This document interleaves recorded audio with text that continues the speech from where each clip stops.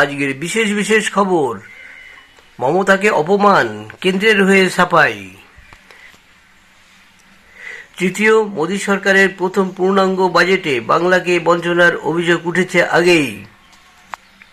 এবার বাংলার মুখ্যমন্ত্রী মমতা বন্দ্যোপাধ্যায়কে অপমান করার অভিযোগ। নীতি আয়োগের বৈঠকের শুরুর 2 ঘন্টার মধ্যেই ওয়াক আউট করলেন মুখ্যমন্ত্রী মমতা বন্দ্যোপাধ্যায়।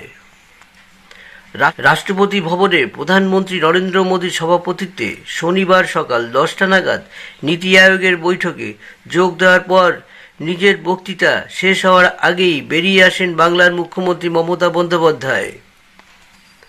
বেরিয়ে এসে ক্ষুব্ধ মুখ্যমন্ত্রী বলেন, আমাকে 5 মিনিটও বলতে দেওয়া হয়নি, মাইক বন্ধ করে আমাকে অপমান করা হয়েছে, এটা খুব অপমানজনক, আর কোনোদিন বৈঠকে যাব না।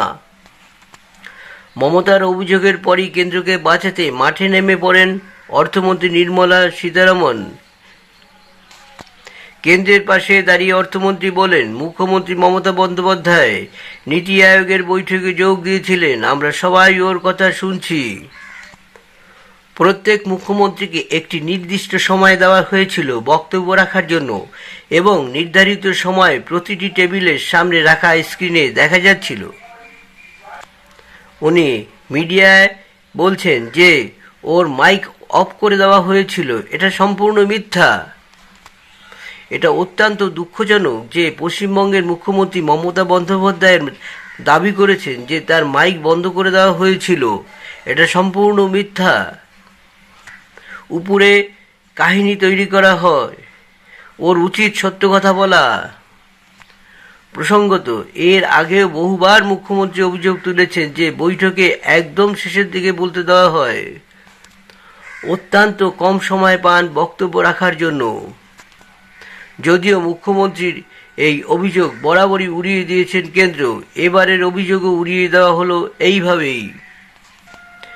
উল্লেখ্য, মুখ্যমন্ত্রী মমতা বন্দ্যোপাধ্যায়ের নীতি আয়োগের বৈঠক থেকে ওয়াক আউট এবং মাইক বন্ধ করে দেওয়ার অভিযোগ নিয়ে শোরগোল পড়তেই কেন্দ্রের তরফে সাফাই দিয়ে জানানো হয়, মধ্যাহ্ন ভোজনের পর বক্তব্য রাখার কথা ছিল, কিন্তু দিল্লি থেকে ফেরার তাড়ায় থাকায় পশ্চিমবঙ্গ সরকারের অনুরোধে বৈঠকে সপ্তম স্পিকার করা হয় মমতা বন্দ্যোপাধ্যায়কে।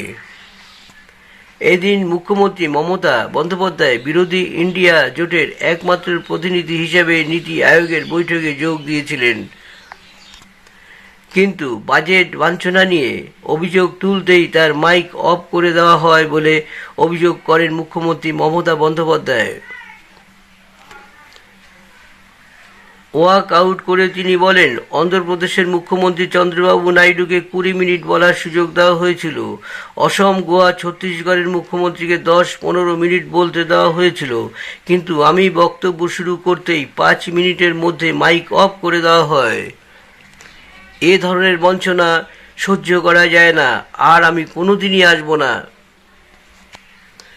মমতার অভিযোগ খণ্ডন করে পিআইবি ফ্যাক্ট চেক বলল, মুখ্যমন্ত্রীর বক্তব্য বিভ্রান্তিকর।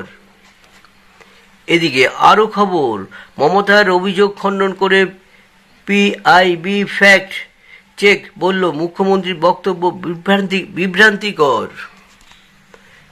নীতি আয়োগের বৈঠক থেকে বেরিয়ে আসা নিয়ে মমতা বন্দ্যোপাধ্যায়ের অভিযোগ খণ্ডনে সদল বলে ময়দানে নেমেছেন কেন্দ্রীয় সরকার ও বিজেপি। এমনকি নজিরবিহীনভাবে মুখ্যমন্ত্রীর বক্তব্যকে বিভ্রান্তিকর বলে মন্তব্য করেছে সরকারি সংস্থা প্রেস ইনফরমেশন ব্যুরো বা পিআইবি। কেন্দ্রের তথ্য ও সম্প্রচার মন্ত্রকের অধীনে কাজ করে এই সংস্থা।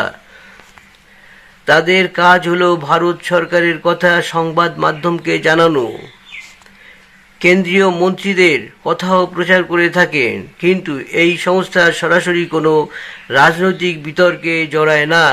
বাংলার মুখ্যমন্ত্রীর ক্ষেত্রে তারা নিজেরাই বিবৃতি দিয়েছে। নীতি আয়োগের বৈঠকের শেষে অর্থমন্ত্রী নির্মলা সীতারামন বলেন, পশ্চিমবঙ্গের মুখ্যমন্ত্রীর অভিযোগ শুনে বিস্মিত হয়েছি। বরাদ্দ সময় পর্যন্ত তিনি বলছেন, প্রত্যেক বক্তার টেবিলের সামনে রাখা ছোট পর্দার বরাদ্দ সময় উল্লেখ করা ছিল। মমতা বন্দ্যোপাধ্যায় জানতেন তার জন্য কত সময় বরাদ্দ আছে। নির্মলা আরও দাবি করেন, রাজ্যের নামের অধ্যক্ষর অনুযায়ী মমতা বন্দ্যোপাধ্যায়ের লাঞ্চের পর বলার কথা ছিল, তাকে প্রথম ধাপেই বলতে দেওয়া হয়। তিনি ছিলেন সপ্তম বক্তা। প্রসঙ্গত, শনিবার দিল্লিতে আয়োজিত নীতি আয়োগের বৈঠক থেকে মাঝপথে বেরিয়ে আসেন মমতা।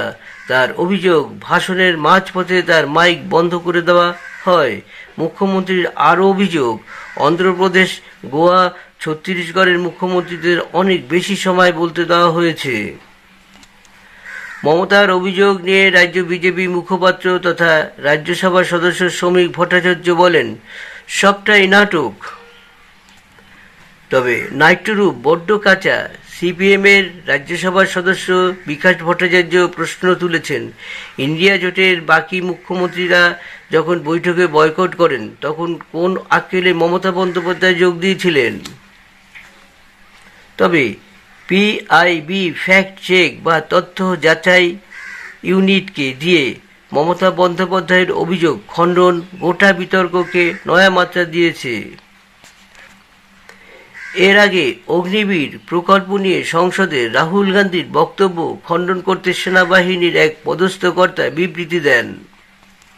ওই ঘটনাটিও ছিল নজিরবিহীন। এতদিন সেনা কর্তারা রাজনৈতিক বিতর্কে নিজেদের জড়াতেন না। রাহুল গান্ধী নিউ দিল্লি স্টেশনে মোটরম্যানদের সঙ্গে সাক্ষাৎ নিয়েও আসনের নামে রেল, উত্তর রেল দাবি করে রাহুল যাদের সঙ্গে কথা বলছেন তারা বহিরাগত। উত্তর রেলের জনসংযোগ আধিকারিকও রাহুল গান্ধীর বক্তব্য খণ্ডন করে বিবৃতি দেন। এতদিন রাজনৈতিকদের বক্তব্য নিয়ে মন্ত্রীরাই শুধু প্রতিক্রিয়া দিতেন, আমলা আধিকারিকেরা বিবাদে জড়াতেন না। পিআইবি ফ্যাক্ট চেক করে যদি সত্যি ধরা পড়ে যে উনি শুধু বেরিয়ে এসছে, কেউ কোনো কিছু বলেনি, তবে সেটা কি আমাদের পশ্চিমবঙ্গের ক্ষেত্রে কি ভালো? আমাদেরও তো সম্মান চলে গেল। আপনারা যারা এই ভিডিওটি দেখছেন অবশ্যই কিন্তু আপনাদের মন্তব্য ডেসক্রিপশন বক্সে জানাবেন আর সাবস্ক্রাইব করে পাশে থাকা বেল আইকনটি বাজিয়ে রাখবেন।